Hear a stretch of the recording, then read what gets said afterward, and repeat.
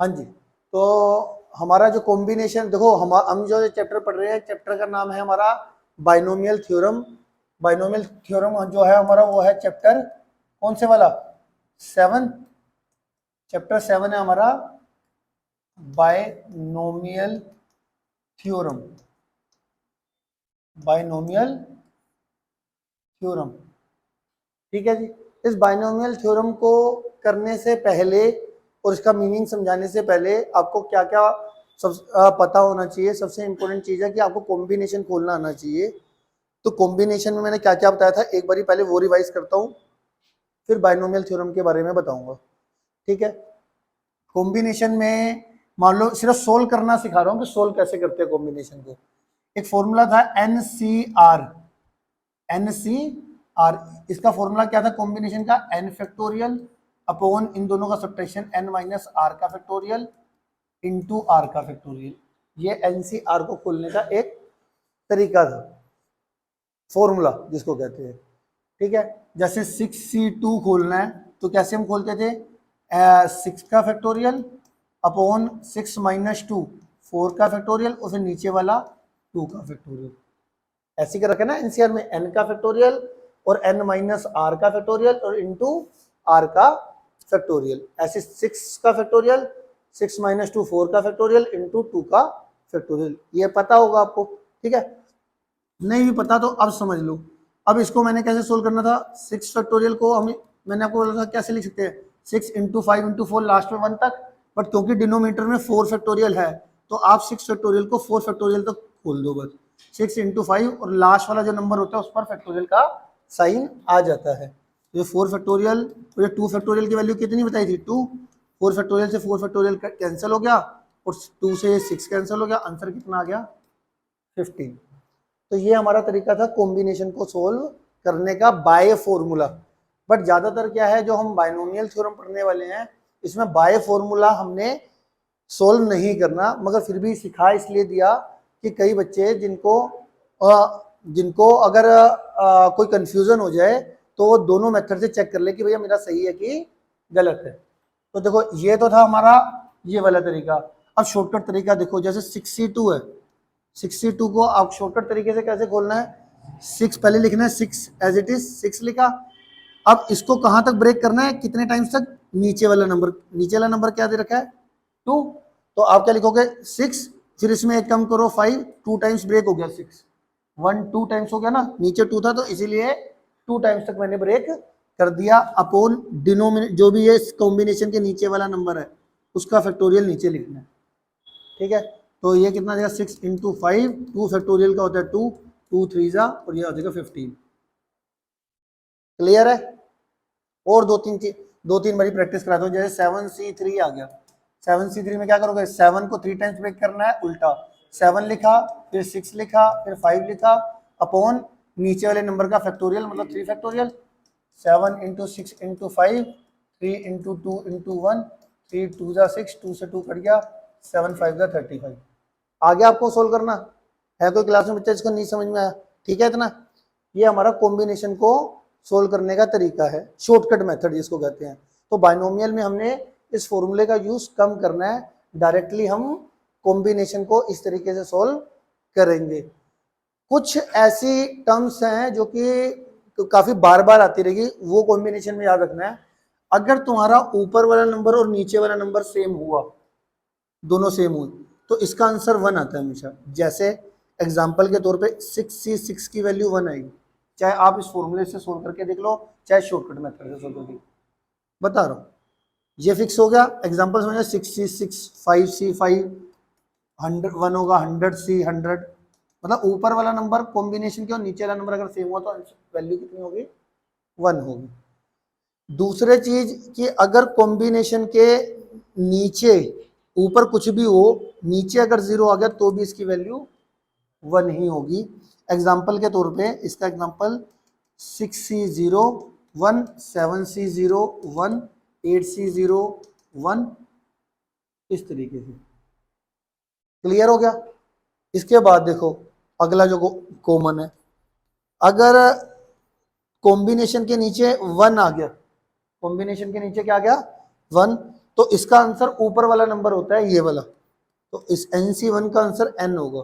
Example देखो, 6C1 का answer 6 होगा, 7C1 का आंसर 7 होगा, 8C1 का आंसर 8 होगा। क्या मेरी बात समझ में आ गई आपको? ये कुछ फ्रिक्वेंटली यूज होने वाली चीजें हैं जो कि आपको फटाफट आना चाहिए। और आपको एक प्रॉपर्टी बता रहा हूं जो कि अक्सर जल्दी जल्दी कैलकुलेशन करने में हेल्प करती है। वो देखो क्या है, मैंने एक आपको कॉम्बिनेशन में प्रॉपर्टी पढ़ाई थी, NCR is equal to NCN minus R. कभी कभार इस प्रॉपर्टी की मुझे हेल्प लेनी पड़ जाती है। एग्जाम्पल के तौर पे यहां पर आ गया मेरा 100C98, 100C98। अब 100C98 तो थोड़ा सा मुश्किल हो जाएगा, 100 को 98 टाइम्स तक खोलना शॉर्टकट मेथड से हो जाएगा ना मुश्किल। तो वो तो ऐसे क्वेश्चनों में या तो मैं फॉर्मूला लगा के अप्लाई करता हूं तो जल्दी हो जाता है, अदरवाइज ये वाली प्रॉपर्टी अप्लाई करता हूं, जैसे NC 100C n minus are. यहाँ पे क्या लिखा मैंने, n माइनस आर, तो यहाँ पे क्या लिखूंगा 100 माइनस 98 2। तो 100C98 की वैल्यू 100C2 के बराबर होती है। अब 100C2 को सोल्व करना बहुत आसान है, 100 इंटू 99 अपॉन 2 का फैक्टोरियल, 100 इंटू 99 अपॉन ये 2 से कैंसिल करा 50 आ गया, इनको मल्टीप्लाई करा आपका आंसर आ गया।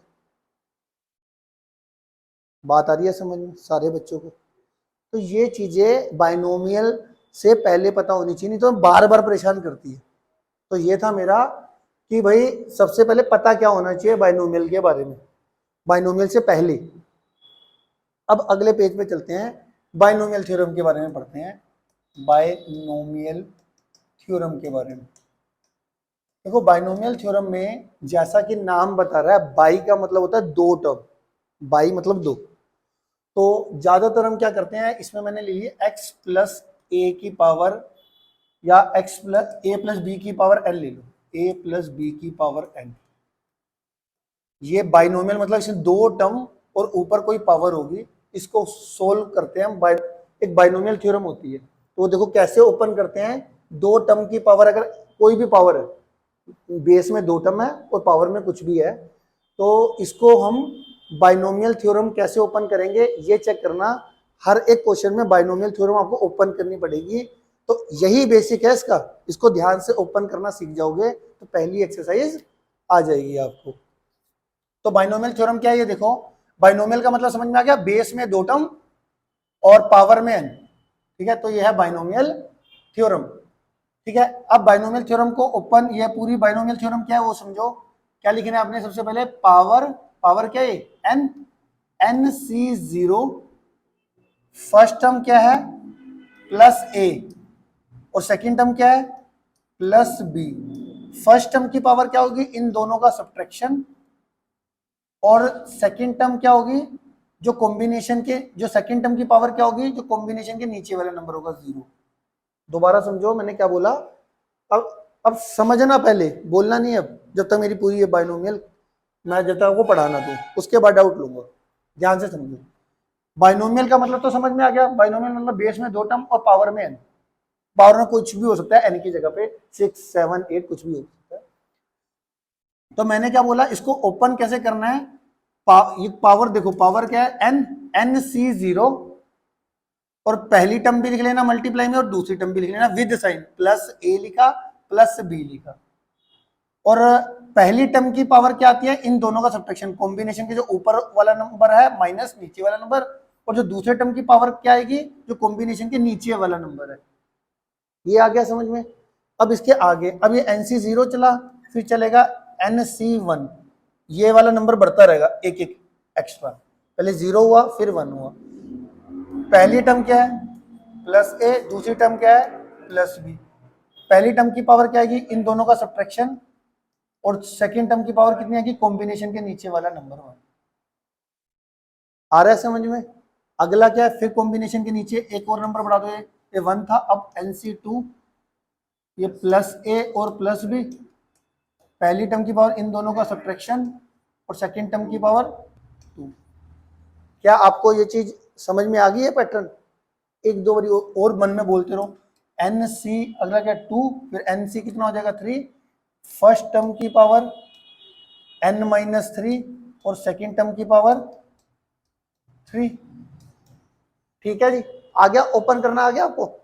अब ये चलेगा कहां तक, ये चलता कहां तक है, ये तब तक चलता है जब ऊपर वाला नंबर और नीचे वाला नंबर सेम ना हो जाए।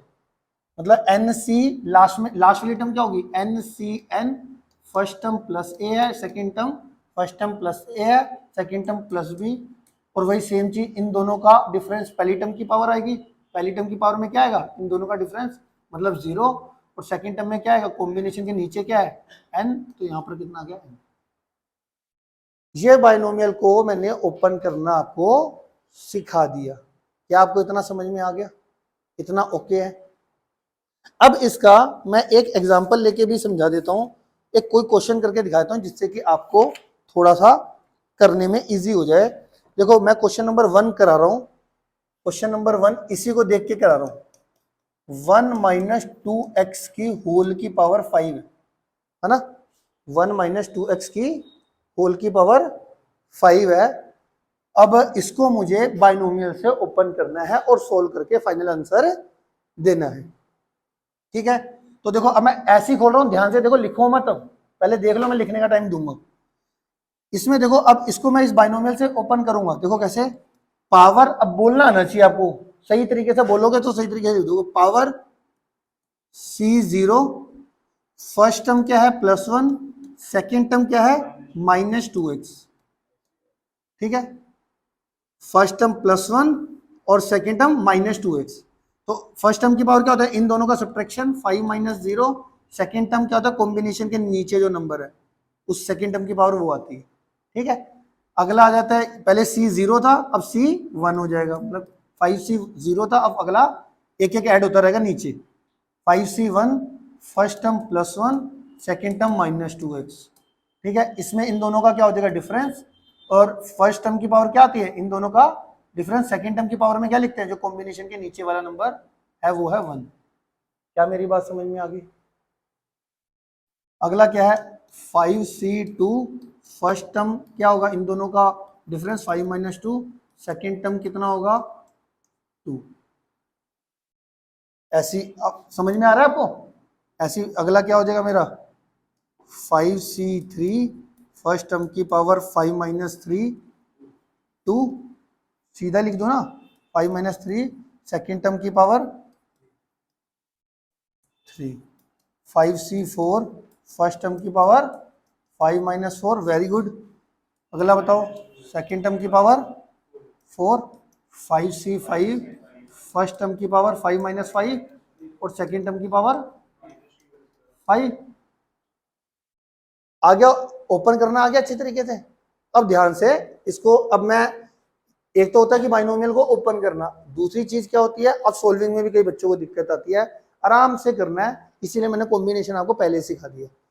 सबसे पहले तो ये देखो, अब बेसिक नॉलेज, कॉम्बिनेशन के नीचे अगर 0 है तो क्या आता है वैल्यू 1 आता है, तो ये कितना हो जाएगा, ये तो 1 हो जाएगा, 1 की पावर एनीथिंग 1, और किसी की पावर 0 भी कितना होता है 1, तो आ जाएगा 1 × 1 × 1।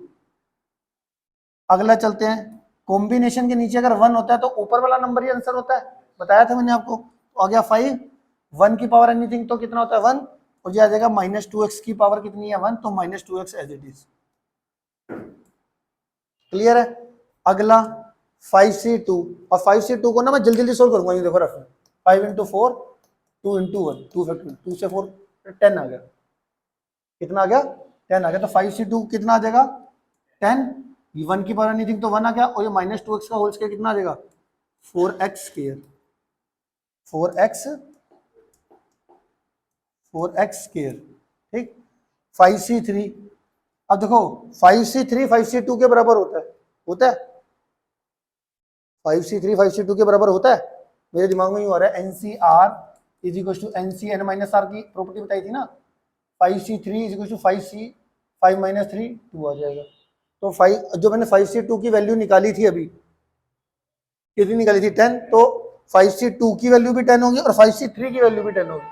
और अगर आपको ऐसा ही प्रॉपर्टी याद ना है तो 5C3 को सोल्व कर लिया करो, 5 4 3 3 2 1, 3 से 3 कटा, 2 से 2 कटा, 10 ही आ रहे थे, 10 ही आ रहा है ना 5C3, तो 5C3 की वैल्यू कितनी आ गई, 5C3 की वैल्यू कितनी आ गई 10, 1 की पावर एनीथिंग 1 और -2 का क्यूब -8 एक्स क्यूब आ जाएगा, -8 एक्स क्यूब आ जाएगा। अब देखो ये 5c4, अब देखो 5c4 में मैं अगर ये प्रॉपर्टी लगाऊं तो कितना आ जाएगा, 5c 5 - 4 कितना होता है 1, तो 5c 1 के बराबर होगा ये 5c4, है ना।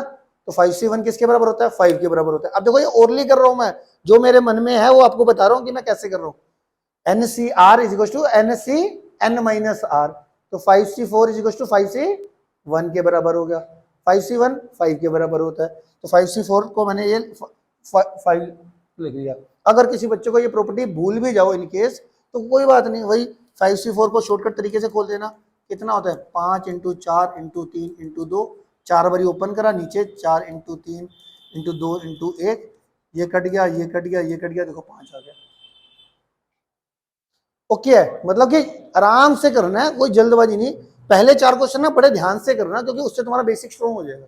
कोई भी 4 क्वेश्चन पहले ये हमारा कितना हो जाएगा, अब 5c4 की वैल्यू मैंने 5 पुट कर दी, 1 की पावर एनीथिंग 1 हो गया, -2x की पावर 4 कितना आ जाएगा 16x की पावर 4, और 5c5 कितना होता है, ऊपर वाला नंबर और नीचे वाला नंबर अगर सेम हो तो 1, ये भी 1, क्योंकि 1 की पावर 0 आ रहा है 1, तो ये बचा सिर्फ ये वाली टर्म -2 की पावर 5 माइनस का 32 और x की पावर 5, तो ये आ जाएगा -32 x की पावर 5। क्या आ गया समझ में किस तरीके से करना है अप्लाई, इतनी बात समझ में आ गई। अब सिर्फ मुझे फाइनल आंसर अगले पेज पे लिखना है, देख लेते हैं अगला पेज। तो हमारा अगला पेज क्या है, हमारा यहाँ पे 1 × 1 × ये तो 1 आ गया, ठीक है। ये 5 2 जा कितना -10x आ गया, माइनस का 10x आ गया, ठीक है जी। इसके बाद कितना जाएगा 10 4 जा 40x², 40x² आ गया, -80x³ और 80x की पावर 4, 80x की पावर 4 और -32x की पावर 5। ये आपका आंसर फाइनली क्या आ गया 1 - 2x की होल की पावर 5, 1 - 2x की पावर 5 को बाइनोमियल से मैंने ऐसे ओपन कर दिया। क्लियर है, आगे बात समझ में। तो ये था हमारा पहला क्वेश्चन नंबर 1।